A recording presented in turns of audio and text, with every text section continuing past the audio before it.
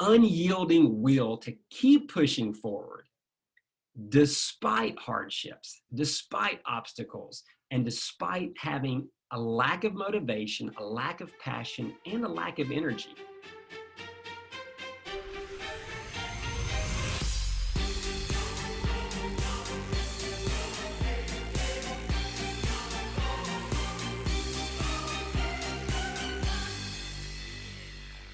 Man of Mastery, episode 66, Unyielding Will with Micah Murphree. Thank you for tuning in. Thank you for being here. You know, the reason the show is here, and maybe the reason you're here, well, let me put it this way. So Micah asks a question in this episode, and it's something that's come up, you know, these themes recur. This one's come up again recently in another episode, and it's sort of the question of, why not me? Why not now? Right? So I think you're here, and I know the reason the show is here is to hear from, to learn from, to explore with thought leaders who are inspirations in physical, mental, emotional, intuitional, spiritual self-development, best practices, mastery. And the reason mastery is so interesting, mastery at anything, and particularly self-mastery, it is so intriguing because it is a never-ending journey, an endless challenge. There is no end. It's about the journey. And even more so, even more fulfilling, even more interesting when it is self-mastery in service to something bigger. Today's guest asked himself that same question. Why not me? Why not now? You know, Micah is a youth minister who started a business. He started a business because he felt a pull, a draw, an inspiration, a calling to create this to support something bigger. Now, this show might just interest you from the perspective of a first-time entrepreneur, a small business, a product that identified a gap and figured out how to fill it, and he's figuring it out as he goes, with a focus on unrelenting quality, on a guarantee, on engineering a purpose into the product itself. But there's also this calling aspect of it. He is running this business, creating a business to support literally a mission in the Dominican Republic, supporting youth in need.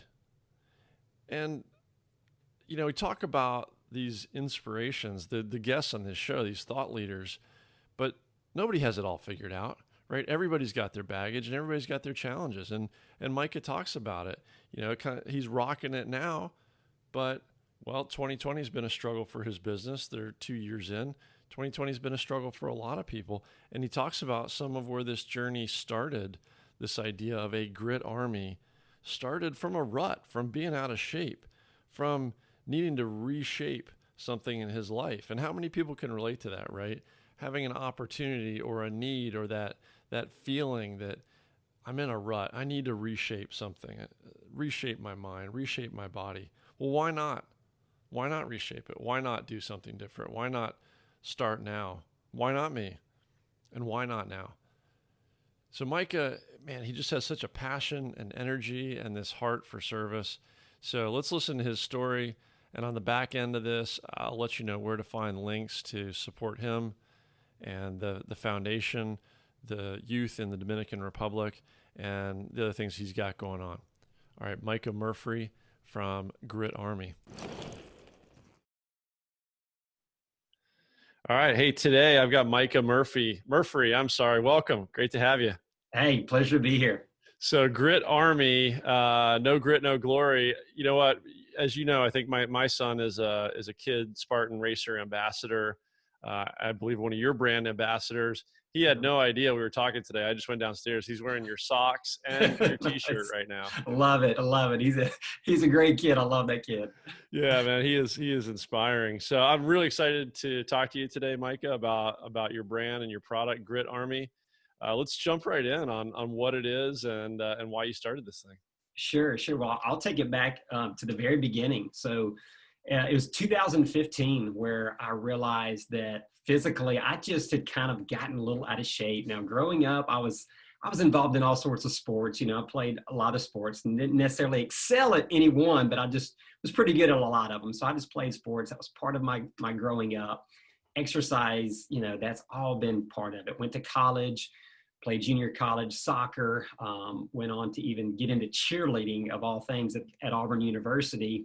Kind of got talked into it as a fraternity brother dare type thing, It's like, hey, there's some hot girls there, you should try it. Anyways, wound up doing it. But again, that was another thing that was great because it was physically, it was challenge of physically lifting the girls and performing stunts. So that was a lot of fun. But then as I transitioned out, you get into married life, get into try to start building a career. And then, the health and the eating just not quite on par. Then you fast forward that to having multiple kids, years going by. So now I'm approaching 40 at about the time, 3 young boys that are super active. And I just started realizing I can't keep eating what I had been eating, right? I was like, oh gosh. And I remember I was sitting watching television and I see this advertisement, and it was actually for a bone frog obstacle course that was coming to Orlando. I'm living in South Florida at the time. And I was like, dang, that looks cool. I've never seen anything like that before. It looked really neat. And I said, man, that's something I'd like to do. And I knew I could probably go do it to some extent, but I wouldn't be very good at it. And me being a competitive person, I was like, I want to do that and actually, somewhat be able to do the obstacles in a manner that I'm at least a little bit pleased with. So I said, okay, how about next year? I'm going to, because I think they only were coming to Orlando like once a year. And I was actually going to be gone that weekend. They were coming anyway. So I thought, okay, well, next year. That'll give me something to kind of look forward to. And again, some people started noticing, hey, I put on a little weight, especially my kids. They were probably my hardest critic, like, Dad, what's happening? So I started just trying to start running more, doing more cardio. I already been kind of lifting weights, but I knew I had to start doing cardio. So I start cardioing, start losing weight, then start eating healthier. And next thing you know, I dropped 40 pounds and I felt a lot better. And well, at that time, I was still exercising and doing healthy stuff, but the race didn't come back around for some reason, or I was gone. So then the next thing that popped on our radar was a Spartan Race. And so my wife's like, hey, she was athletic as well. She's like, that's something fun. Maybe we could do it together. So we were going to do it together. Well, of course, living in South Florida and during the hurricane season, a hurricane actually hits. And I remember we got a message from Spartan saying, look, we love water and we love mud, but this is ridiculous because like everything's pretty much underwater. It's bad. It's dangerous. We got to cancel. And I was bummed because here I've been waiting about a year, felt good. But then they said, hey, but we have something that will allow you to come do. It's called a hurricane heat.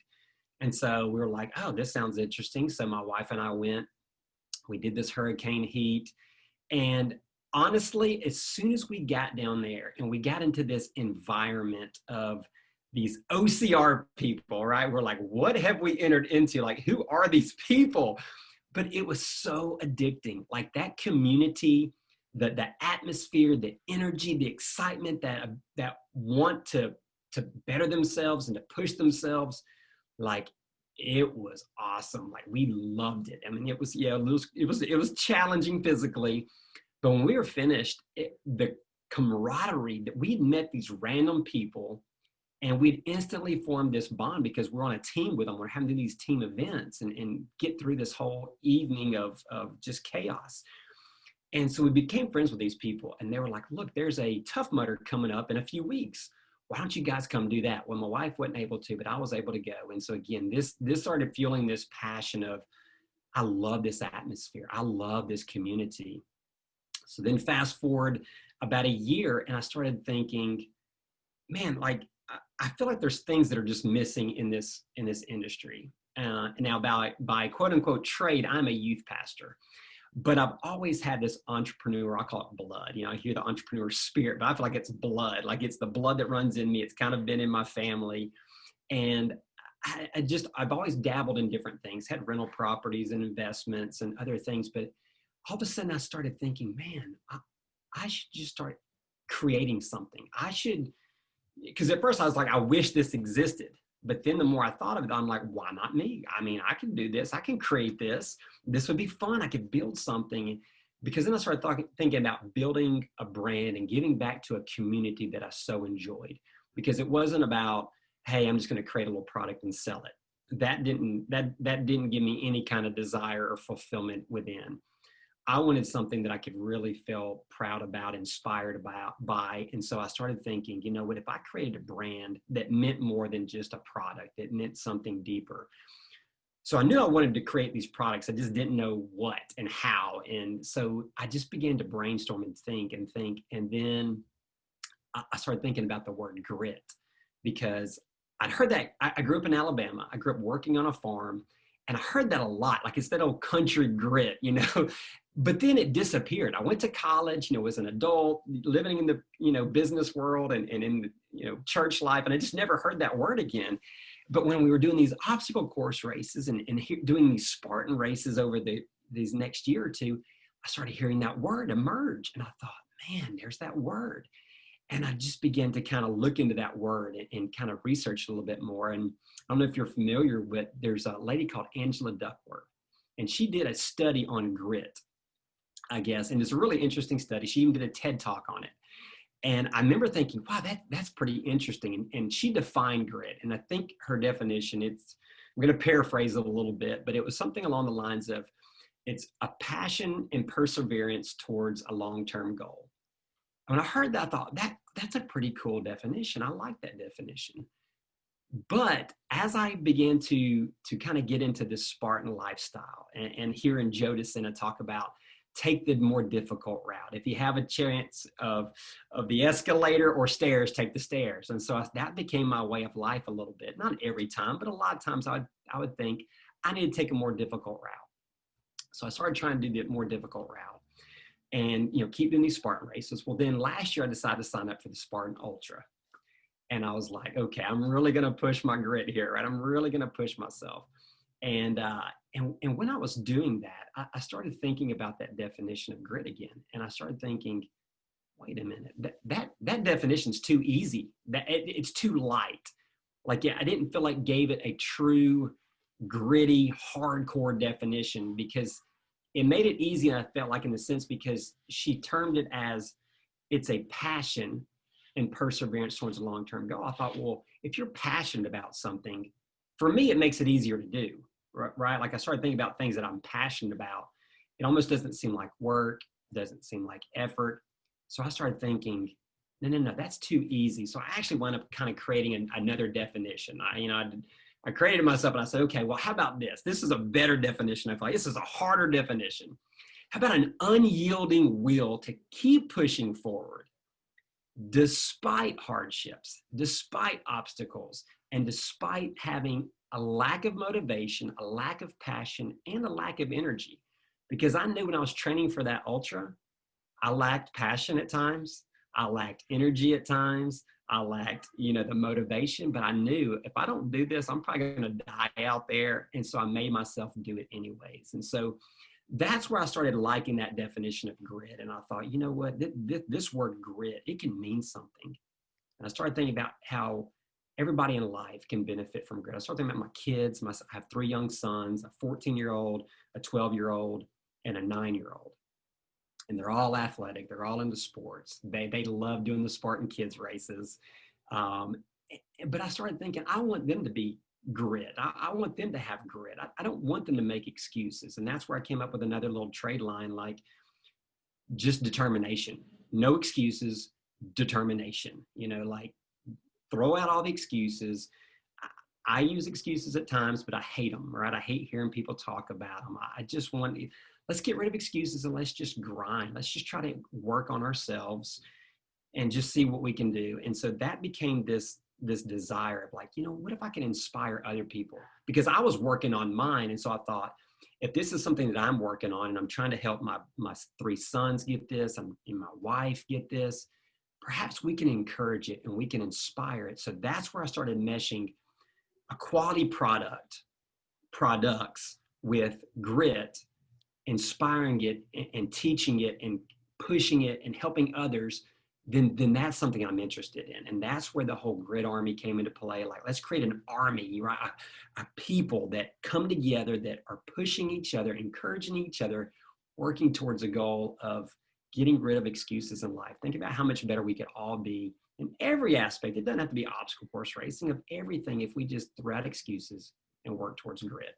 And that's kind of, I know it's kind of a long story, but that's kind of how the Grit Army kind of came into play with the products. Yeah, it's a super cool story because, most people would probably just start with a story about why they created a product and a business around it. But you've got this whole vision and mission it's just manifested itself in a physical product. I It mean, you've really, even got, I was just pulling your website back up. You have a Grit Army oath, yeah, which seems yeah. to encapsulate a lot of what you just said. I promise not to whine, complain, or make excuses while wearing Grit Army apparel. I promise to work hard, give it my best effort, have a positive attitude, encourage those around me, and be thankful for the opportunities and the abilities God has given me. I understand that when I wear this apparel, I represent the Grit Army family, and they too are upholding the oath. It's almost like a terms and conditions. We should check that and sign the Yeah. contract before you buy and wear the product. Yeah. I just wanted people to think twice, like let's think twice before we start to complain or start to whine. And again, I think it was on some of these raises, and it may have been a Spartan podcast that I was listening to, but I was listening to somebody, and they were talking about somebody, I think there was a disabled individual, and how they were doing some of these races. I know they have the handicap division or whatever of the Spartan races, and thinking about how in the world, if those people can do a Spartan race and not have excuses, what's keeping me from doing it?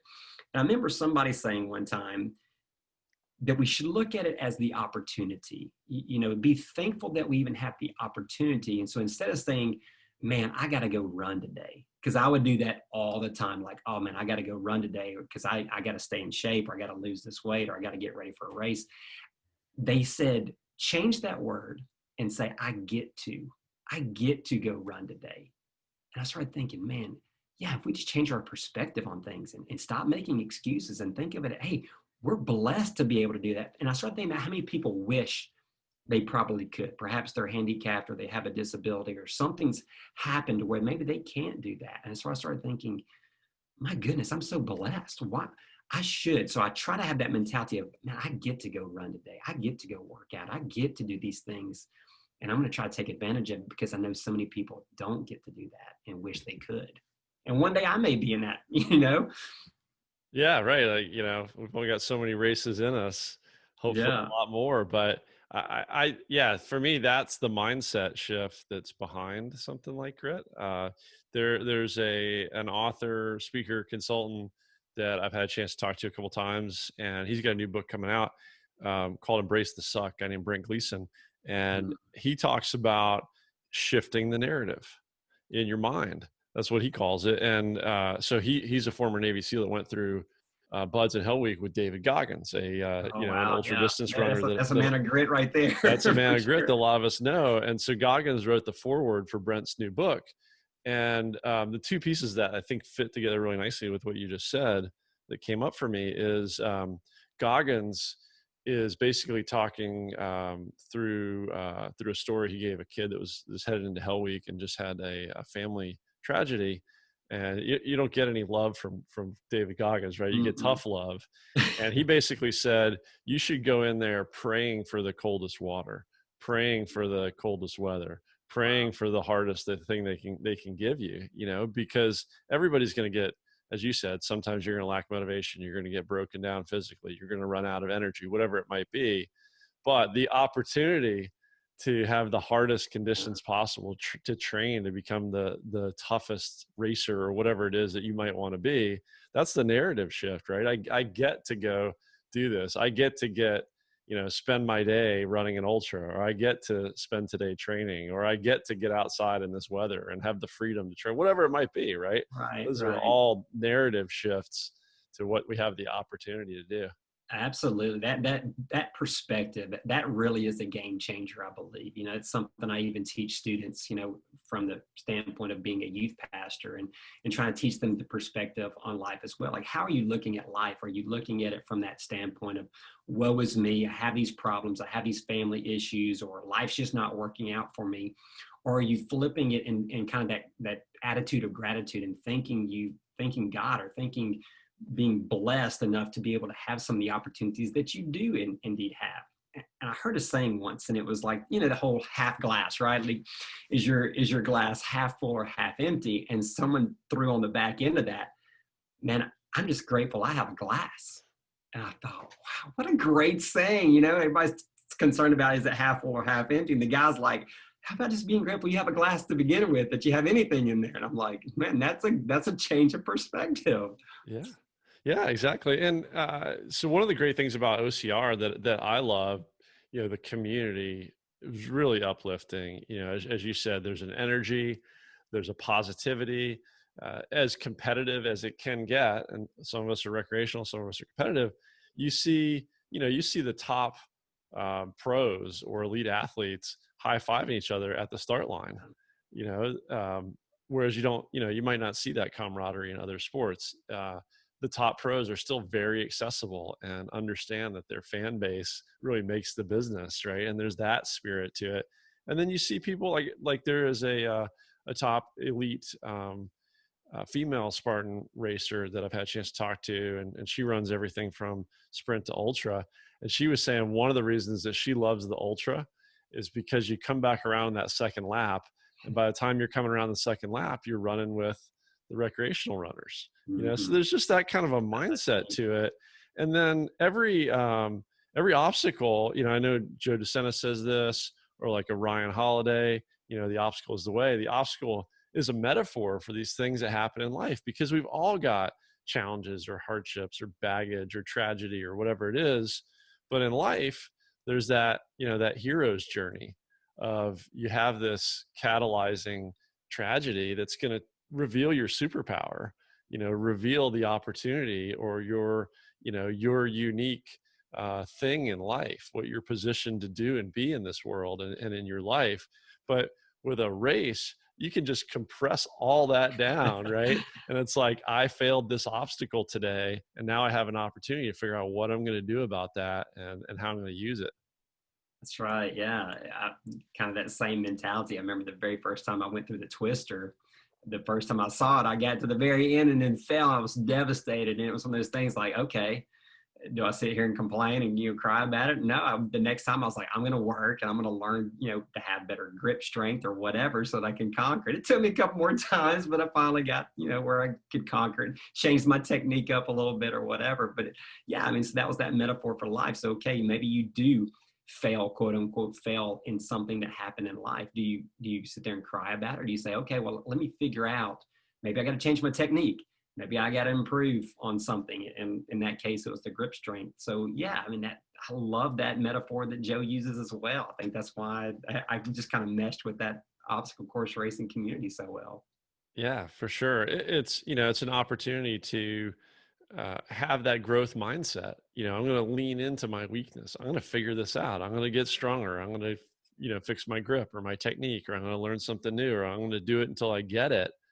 Whereas other people might just walk away and go like, Spartan race isn't for me, or I don't like obstacles, or I'm no good at hanging obstacles, whatever that story might be that's in your head. Yeah. Or sometimes what's even harder, like my son had an experience.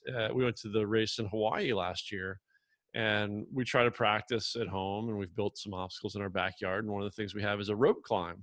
Yeah. So we got better at rope climb. And he loves rope climb, and he's really good at it now. So we're in Hawaii, and he takes off, and he's running neck and neck with another kid in first place in the kids race in Hawaii. And I think it was the second obstacle was the rope climb very early on. And for whatever reason, he couldn't get up the rope that day. It's like, it's not one of his weaknesses. It's one of his strengths, but he just couldn't get up it. He tried once, he tried twice, he had to burpee it out. And he lost that, the lead or the other kid took off. And he just, after that, he defeated himself. He took himself mentally and physically out of the race. You could see it in his body language, his posture, his pace, his gait, everything. And so the race didn't turn out the way he wanted. But hey, it's Saturday and you get to race again on Sunday. So, right, you get another bite at the apple. So you can sit down and figure out what happened. And really, something happened physically, but mostly something happened mentally. What are you going to learn from that? You thought it was a strength. It just wasn't a strength today for whatever reason. So how are you going to show up tomorrow? Yeah, yeah, that's great because, like you said, I mean, sometimes life doesn't pan out the way we want it to in a specific situation, and like how do you respond? I mean, a lot of times we do beat ourselves up, but can you get over it mentally? Like you said, it wasn't. I'm sure that wasn't a physical challenge. It was the mental. Something happened, and mentally you got to overcome that, and that's where that grit comes in, right? You got to say, okay, well, I got to keep pushing forward towards that goal. Right. Yeah. And the bigger goal there, I think going back to your story of how you got active again, and, mine was kind of similar. I had a back injury at one point. As you said, age catches up with us, and suddenly, you think the scale's broken, or your pants shrunk or whatever. It's like, no, I gotta make some changes. But my first Spartan race, some friends talked me into it. I didn't know what it was. I didn't train, but I figured I was still playing soccer 4 days a week. I must be okay. Yeah. And it just crushed me. It absolutely crushed me. But it was like, okay, let's do this again. Let's go figure this thing out. And I think that's another reason that this sport is growing so quickly and it's thriving, is because people are realizing that an easy life isn't all that fulfilling. Comfort and challenge free living, it just gets, I don't know what it is. It's sort of blots. It's boring. The human spirit really thrives on hardship, on overcoming these real obstacles in life, and in I think that tribe and the bond and the relationships and serving others in some way. Again, like to put it in terms of a race, it might be helping somebody up over an obstacle, right? Yeah, yeah. But there's that service component to fulfillment as well. Yeah, and that's what of course I love the Spartan because it's super competitive, but the fun thing about Tough Mudder is it really is helping each other because they don't have, well, I guess they may have a certain type where you can race for first place, but the main Tough Mudder, it's not timed. It's all about helping each other because a lot of those obstacles you can get through by yourself. You need somebody to help you or a team. And that is neat about that particular race. And again, that's part of that whole OCR community of let's help each other just kind of get better. And, we're all trying to improve in some aspect of our life. And that is such a neat atmosphere and community that I've seen in OCR for sure. A friend and a coach of mine, he wrote a book, and the title is so catchy. It's so appropriate to, I don't think he's done much OCR, but his book's called Easy Makes Us Weak. And I just think that is so spot on. So, you see people going out there. To me, it's inspiring to see the most incredible elite obstacle course racers and to see what they can do physically and mentally.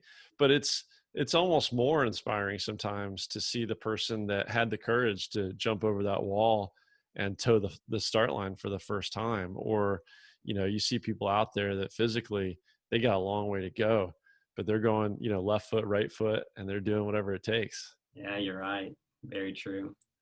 Well, so this is all kind of the spirit behind your brand and the product you created, and maybe to kind of meander back to what your product is, since we're talking about service and a greater cause. What's the Emmanuel House and how that fits into Grid Army? Yeah. So again, being a youth pastor, I had the opportunity to be on several mission trips, and I remember several years ago we were on it was a sports ministry trip, and we were playing baseball over in the Dominican Republic. And one of the things that we went and did was we worked with kind of like a foster home. It was just a very poor neighborhood. It was a neighborhood, if you will, for lack of a better word, a community, I guess, of just extremely, extremely poor kids in the Dominican Republic. And they had this little school, and it was called Emmanuel House. And I remember we went in there and we were just learning about it, and we were talking to the people that ran it, and they were like, yeah, we're kind of everything for this community. This is like an extremely poor area in the Dominican, and we basically feed the kids. A lot of times we're providing them clothes or shelter, and it's just kind of a refuge for them because a lot of them don't really even have much of a home, shelter, or anything. And so we try to be kind of like everything to them, but it's essentially a school. And these ladies that were running it, they don't have anything themselves. I mean, they're giving just whatever they have to help these others. And it was like, oh my gosh, it just broke my heart when I got there, and you see these these kids, and they're just the sweetest little kids. And you see these ladies that are running it, and they're the sweetest ladies. And they don't need much, but it's like any little bit can help because they're pouring everything they have into the kids. And we got to spend a couple of days there, and then we got to go into the village, and we bought a bunch of groceries, and we went to the village, and we walked around to where they were living. And it's just literally, they're laying on the dirt with, some metal tin over them. And just, again, it breaks your heart. And we were just kind of giving them some canned goods and just some clothes and stuff. And I thought, man, I knew when I left there, I was like, somehow, some way, this particular ministry called Emmanuel House, this is going to stick with me, and I'm going to try to help this at some point. So fast forward, then when I started this idea of Grit Army, again, how I just wanted Grit Army to be more than just a product. And so I started thinking about the grit. And then I thought, well, there's got to be a cause that I can partner up with. And immediately I thought Emmanuel House. I thought, man, this is where Emmanuel House can come into play, because that can be our mission. That can be our opportunity. So 10% of all proceeds are given directly to Emmanuel House to help those kids, to help those ladies, to provide whatever they need. And it's kind of run out. SCORE International is like a kind of a sports ministry. And so they're partnered up with Emmanuel House. And so that's another opportunity that you can learn either more about Emmanuel House or even ministry in the Dominican. But that's who we have taken on as our cause to give back to Emmanuel House. Yeah, and I saw you got some more information on your website about that too, on gritarmy.com. So does it take the form of financial proceeds going down there, or socks going down there, or both? Yeah, I've thought about the socks, but honestly, I think they need other things more than socks at the moment, because it's just, they don't even have shoes. So I don't think socks would help too much. I mean, because they're just running around barefoot on dirt. But that is a goal that I've had in my head, is how can Grit Army products somehow benefit them as well. But right now, I think it's more money to help with the school, because they have expenses within that quote unquote school. It's a house where they need power, and they're trying to filter water themselves there to give them purified water, and they're buying food for the kids. So right now, I feel like the best thing is for me just to send them money. So I'm sending them money directly.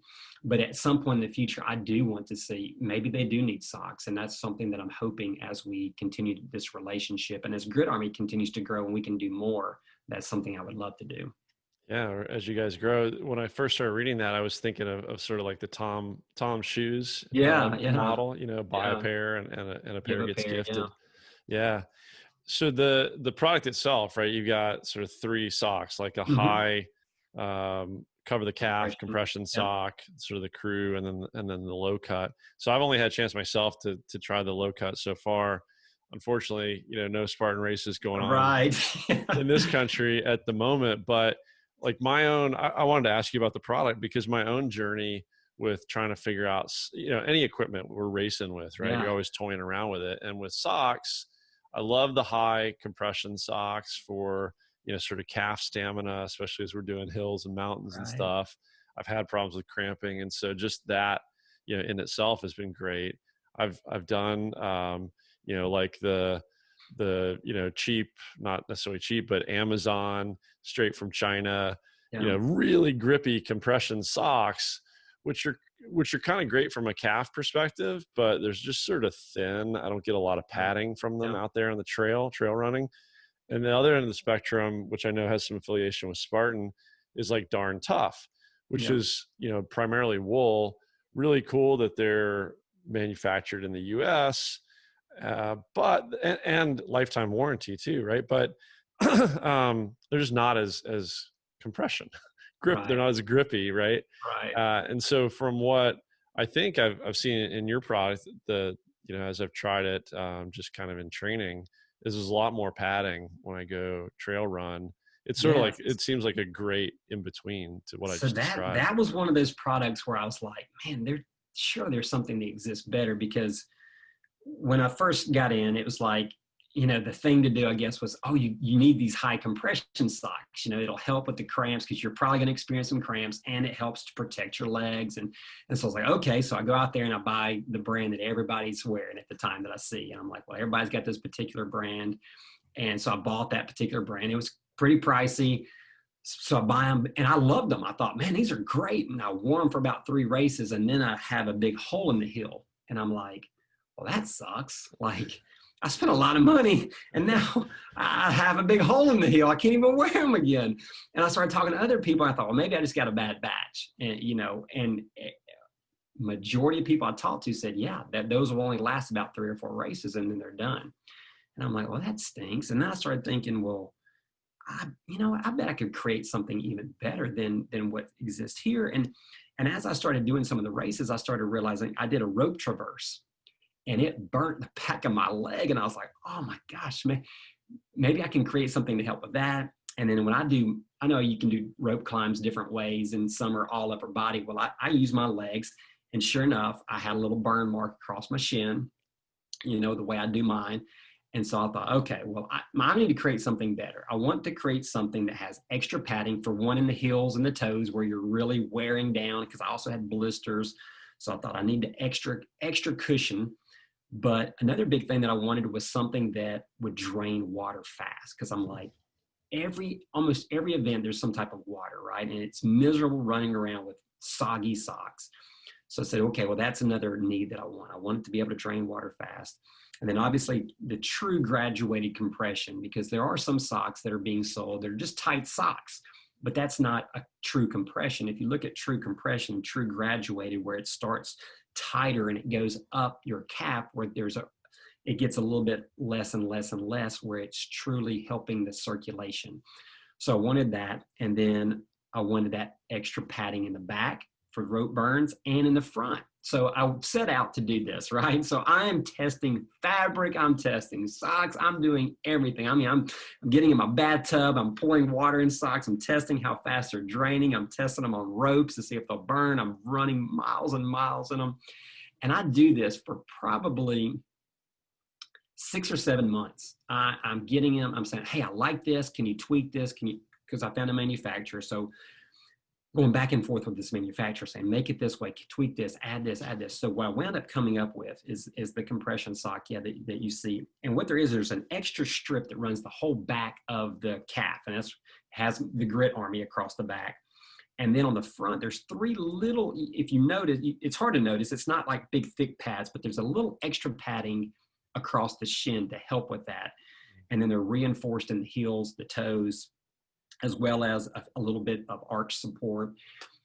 And I was like, okay, well, these are great for me, but do they work for others? So I started, having other people test them and, maybe we tweak a little bit, but I ended up coming up with a stock and I'm like, dude, this is it. I did a water drain test and of that top, everybody was wearing a sock. It drained a lot faster. It held a significant amount less of the water at the end. And I thought, man, this is it. So that's the very first product that we actually came out with. And everybody's been pleased. One of my ambassadors, Colda Rosa, who does great in age divisions, I keep saying, hey, do you want another pair of socks? And he keeps wearing the same ones. Like, no, Micah, I want to wear these out. I want to see how many races. And I think he's logged 30 races or something crazy in these socks. And he has not gotten a hole in them yet. I'm like, dude, I love it. Because that was the other thing that I wanted. I wanted to be durable. I don't want people to spend, money and then after 3 races, they're trash. So I've been very pleased with the feedback that we've gotten on how comfortable they are.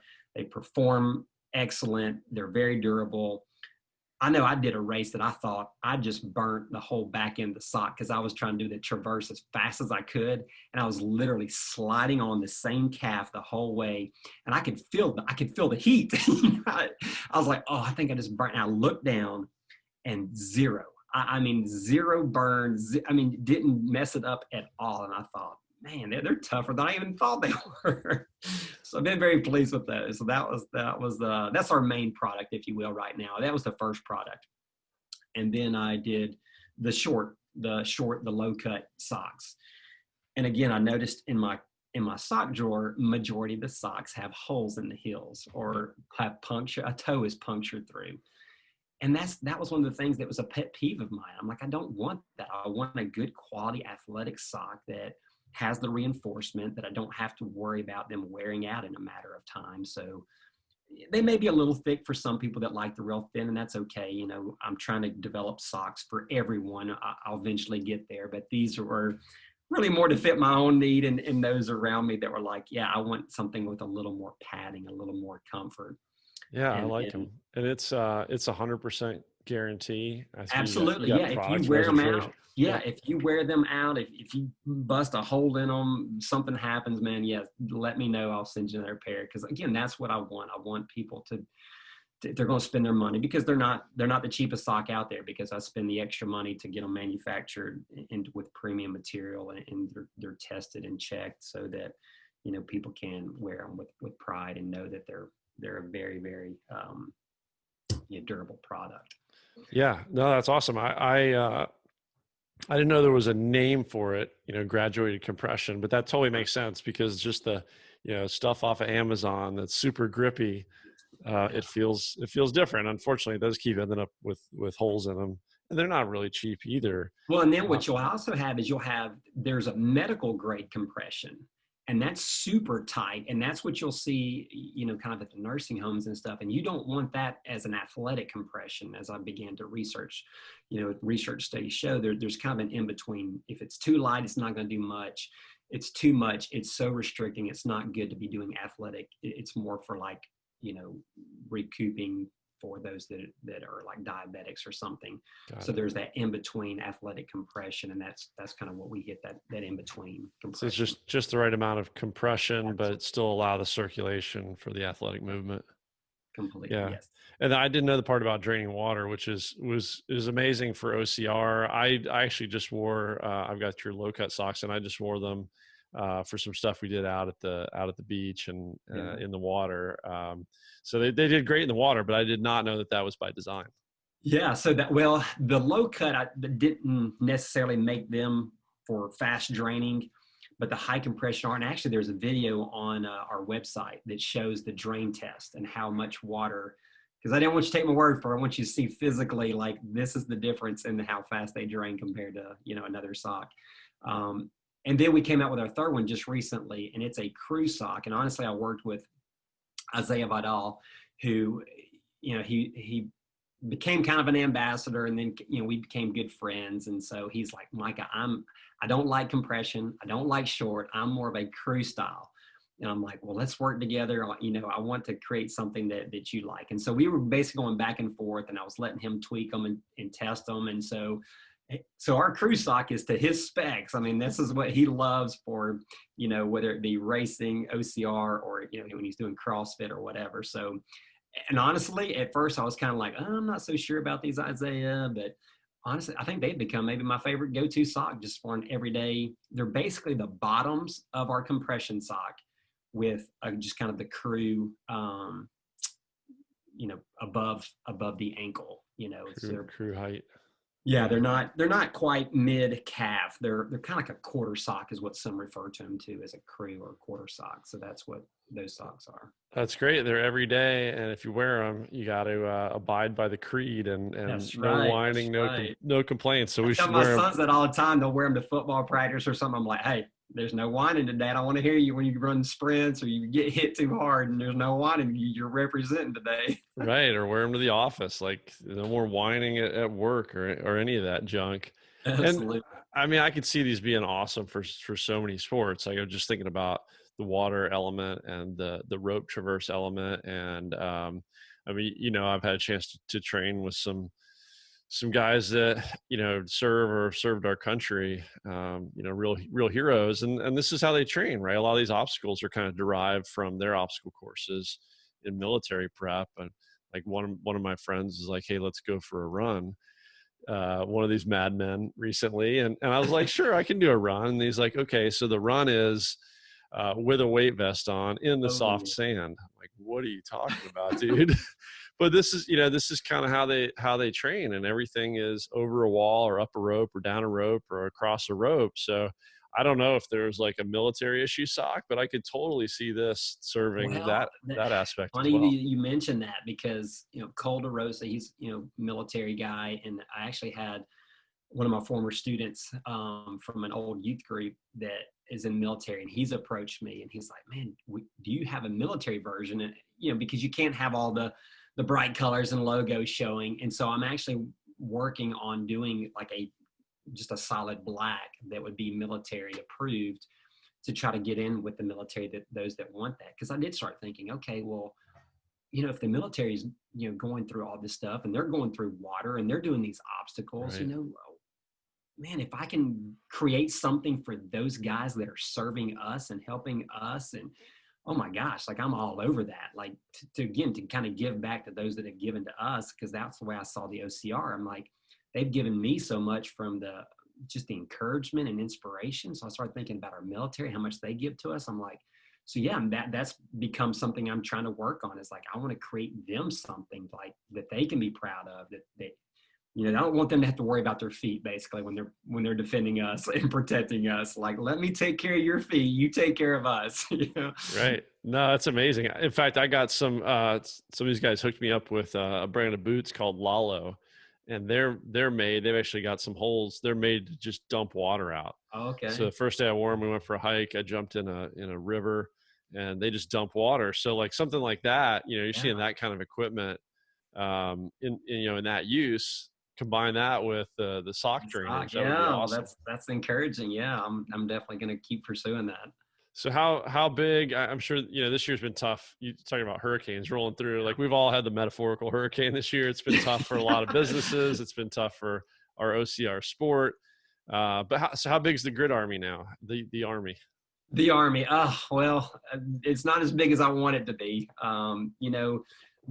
We are close to closing our second year of technically selling product. I started this journey the beginning of 2018 when I started kind of testing products and kind of create the product, but we didn't actually manufacture and start selling till towards, it was almost October of 2018. So we're getting close to that 2-year mark. First year was okay.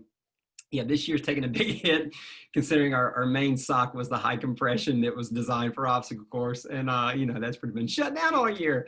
But the good news is that we've been trying to branch out to do other, because I don't want it to be just obstacle course racing, because they're great to run in, they're great to exercise in, they're great to do whatever. And that's something that I realized during the quarantine when my gym and everything else was shutting down and more people are getting out and running. I thought, you know what? People are out running more. And if they're like me, when you go to your sock drawer and the majority of your socks have holes in them or they're not good, people need. So I actually started giving out the low cut no-shows for free if you just pay the shipping. I was like, I know I'm already losing money this year, but you know what? People need a quality sock. So, I want them to at least have this one good quality pair of sock that they can go for long runs and not have to worry about holes or blisters or whatever. So that was an opportunity that I saw. You know what? Here's an opportunity for me to give back. I have faith the Grid Army is going to continue to grow and get bigger and bigger. I mean, like I said, we're only finishing up our second year, and no, we haven't done that great. But for me, it's more about how can I help others? I'm more concerned about my reputation and the reputation of Grid Army than I am about sales right now, because I know if I can continue to build a solid foundation, then the sales and stuff will come eventually. It just goes back to even life, like you as your coaching and just even as a father, right, and a husband. If you have a solid enough reputation, the rest takes care of itself, and you can't go back and get the reputation, later. So that's been my goal. If I can build something that's quality product that people like, enjoy, feel like they benefited from, and they know we're more than just trying to, hawk products on people, that we have a cause and a mission, that eventually down the road that it'll come. So that's really what we've been focusing on this year, is just how can we help? How can we serve, during a difficult time? I really appreciate that. That's super cool. And, I love, it seems like so many things we buy now are just disposable, or they're designed to break or be obsolete. So I just love when there's a chance to buy something that is going to be around. Cole, one of my ambassadors I was telling you about, he said, Micah, we have a problem with your socks. And I was like, oh gosh, Cole, what? He scared me. I'm like, what happened? He said, They're too good, bro. Nobody's going to buy any more than one. They last forever. You're never going to sell more than one pair of socks. I'm like, well, that's a good thing, man, because I want people to be able to be proud of the sock that they have. Maybe they'll buy them for more colors eventually or something. Yeah, exactly. Well, and hey, you know what? There's still they may not ever wear out, but somehow like the dryer always eats a sock or two here or there. They disappear somewhere. They disappear somewhere. I don't know how that happens. There's some black hole, so you'll still be selling at least one at a time. I'm excited for you, man. I mean, just congratulations starting any new business, especially when it's not one that you're that you're used to. It just takes a lot of grit, takes a lot of courage, and just somebody who can figure it out and keep moving forward with a smile on their face. They're driven by service. I'm excited, man. I think I saw on your website, looks like people who sign up for your newsletter get a discount on their first order as well. Yeah. So, I mean, we talked a little bit off air. I am training for an event 6 months from now. So I am signed up for, along with some teammates, a 24-hour, no sleep, nonstop event driven by some current and ex hardcore military dudes. It's kind of like a 24-hour hurricane heat, to call it that. So I'm, and I know we're going to get wet a bunch. Plus if this year had gone to my plan, I was going to run 7 or 8 ultras this year in addition to. Wow. 7 or 8 ultras. Yeah. And I was planning to do 50 Spartan races total this year. So that's all going to roll forward into 2021 along with that 24-hour event. So I'm going to be all about the Grid Army compression socks for that stuff. Good. And my son, he's still tearing it up in training and everything we're doing. And man, these socks are showing no signs of slowing down. That's good. I love to hear it. He's gone through like every piece of clothing you can imagine. He's torn up shirts. He's torn up shorts going over, inverted wall. And as much as he's training and running and everything else and doing races, when we have races, he loves these things. Like I said, he's wearing your stuff right now. I don't know about, and that was the other thing, like, so the kids, so, when I started looking around, there was really nothing for kids. And I'm like, man, these kids love doing the obstacle courses. And I know they like to be like the adults and have the gear. And I said, man, there wasn't, at least I couldn't find any really true compression socks that were meant for them. So I developed a youth style, which is, for the smaller kids. And so my kids, well, 2 of them outgrown the youth now, they're in the adult sizes, but they love those things too. And I love seeing the little kids wearing them out there, man, because, it's just encouraging to see them trying to go out there and build grit. And my kids, I don't know about your son, my kids don't like wearing shoes. If they're wearing socks, maybe, but they're always running around outside, like on the pavement. I'm like, dude, you're going to mess up the socks. And really they haven't. They've torn up all other socks, but they're running around on pavement and dirt. And I'm like, y'all going to mess up these socks, boys. You're going to buy me more. But they've been pretty durable, surprising. They're even surprising me, I guess. That's great, man. Yeah, same thing here. We're always, it's warm. It's California. We never got shoes on, but somehow we're always, walking to the mailbox, impromptu workout, bust out some burpees, whatever it is, with those socks on, and they're killing it, man. So I'm excited for you, and I'm just excited to continue to watch you grow and serve the mission down there in Dominican Republic, and just watch the Army grow. I know none of us quite know when racing is coming back on, but what are your plans? I'd love to connect up at a Spartan Race someday down the road. Yeah, absolutely. Well, right now we try to hit all the Florida races. Usually Spartan comes here 3 times a year. And unfortunately, it seems like they're always at the same time as a Bone Frog or a Savage Race or, one of the other ones. I'm sure they're doing that strategically. But so, we try to hit all those that are around here. And sometimes, if at all possible, we may try to go to it Atlanta or somewhere. I did the Ultra out in Texas. I have some friends out there.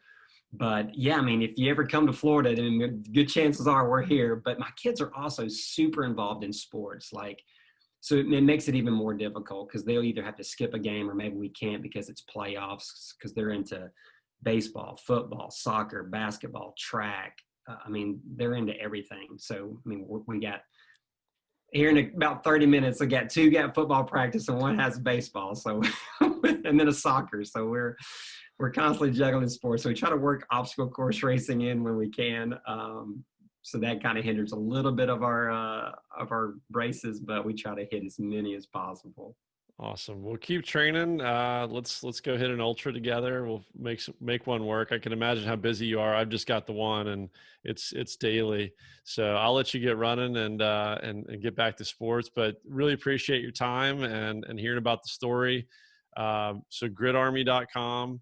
You're on Instagram. Where else can people find Facebook you? As well. Yeah, just at Grit Army on Grit both. Army. Those are our social media handles, and yeah, gridarmy.com is our website. You can find out all the information about our mission, our products, even a couple of videos on there. That water drain test, I believe, is one. And I started also doing a little bit of the journey of kind of building a brand series. I've only got one up. I need to kind of play a little catch up, where I just want to take people along with me. Like, hey, if you're just interested in how I'm trying to build, because I'm learning as I go, right? Like, I'm not a seasoned entrepreneur, grown businesses in the past. This is kind of like things that I'm doing, and I'm growing because I know we're gonna get there one day. So I just thought, you know what? I need to document the process, because it's one thing to go back and say, oh, here was what we did, versus how was I feeling? How was I doing? You know, what were my emotions as I'm kind of going? So I'm trying to document some of that stuff, like super excited about this opportunity or that opportunity, or disappointed because I got rejected here or there, you know. So I'm trying to do a little bit to take people along with me on that journey.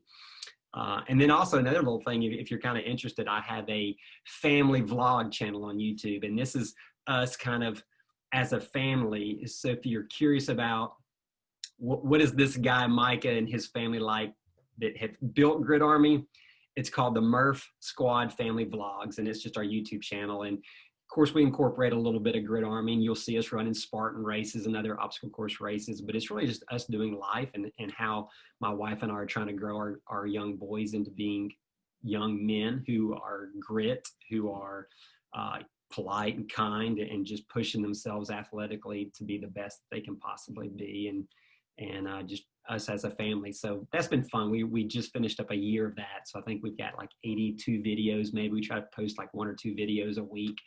But that's kind of the Murph Squad family, the family behind Grit Army, if you're more interested in about us and our family. Yeah, 100%. I can't wait to see that. That's really special. So keep on doing it, man. You guys are rocking it. I will, I'll find that on YouTube and make sure I get a link up in the show notes to that. Yeah, and actually my ultra journey's on there too. I was like, oh, what am I doing? Right. I gotta check that out. I'm not gonna be able to hang with you, but I got across the finish line. Yeah, I've only got one ultra under my belt, but one physical ultra. I did one virtual ultra here in awesome. in COVID world, and turns out I was the only crazy man that did that ultra in my age group, that weekend. So I was sweet. You got first place. First and last place all at once. I'll take it. All right, Micah. Well, thank you so much for sharing the story up until now. Look forward to seeing the rest of the journey and the continued success. And I appreciate your time. Well, hey, I appreciate you having me on, Michael. I've been trying to catch up as many episodes as I can on this podcast. I think what you're doing is great, helping men really master every aspect of life. And I think you're doing a great job. And of course, you've done a great job with your son. I really can't say enough. I mean, that speaks volumes to you and your parenting of him, because I think he's an amazing young man. Can't wait to meet him in person one day and have my boys hang out with him. I really appreciate that, Micah. Thank you so much. Appreciate the kind words. Can't wait to meet you in person as well. And we'll catch up soon. Awesome, brother. Thank you. All right, thanks, brother. All right. Thank you again to Micah Murphree for stopping by, and you guys for listening. He is so positive, so infectious. He definitely embodies that unyielding will, that no grit, no excuses determination, that passion and perseverance that he was talking about, and the long-term goal, the focus on the why, the focus on that vision that he's got for this army of grit, army that he is building. So I would say, if you enjoyed it as much as I did, go take action. We're not here just to learn and hear. We're here to put things in action. So make a commitment. Go to his website and sign that contract. Sign that grit contract. Pick up some socks. They're incredible socks. They've got the youth compression socks, which is amazing if you're getting your kids into Spartan kids racing.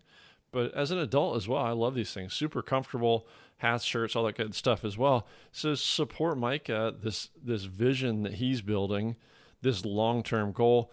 By way of that, support the kids in the Dominican at the Emmanuel House.